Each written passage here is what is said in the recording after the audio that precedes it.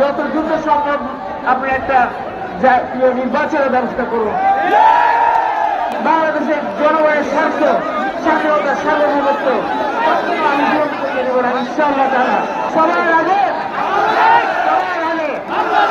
গত 17.5 বছর আমি কারাগারে অন্তরীণ ছিলাম মিথ্যা মামলায়।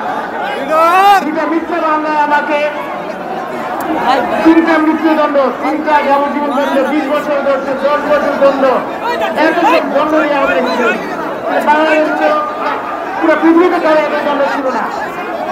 আল্লাহর মেহরবানি সবার কাছে, সবার আগে আমি সেই জন্য আল্লাহ সুবহানাহু ওয়া তাআলার কাছে শুকরিয়া আদায় করছি যে আজকে আমি সুস্থ অবস্থা আপনাদের কাছে আসতে পারছি এবং আপনাদের দোয়া, আপনাদের সহযোগিতা, আপনাদের কারণে আল্লাহ আপনাদের দোয়া কবুল করছে এবং আমি আজকে আপনাদের কাছে এসেছি।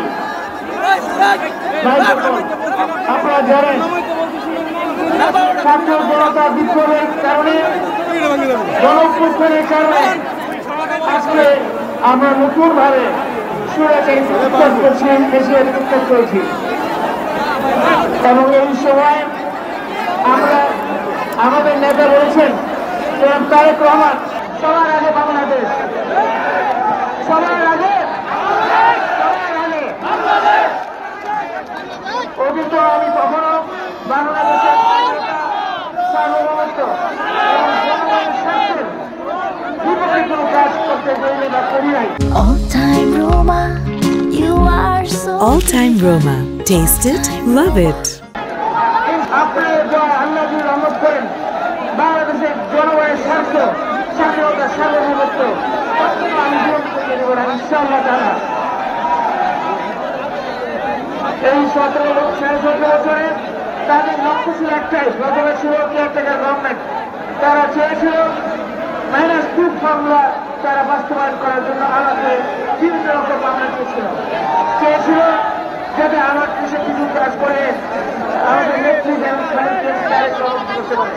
আল্লাহর রহমতে আমার ইমানি শক্তি এমন শক্তিশালী করে দিয়েছে আল্লাহ, যে কারণে আল্লাহর রহমতে কেউ আমাদের কিছু করতে পারেনি।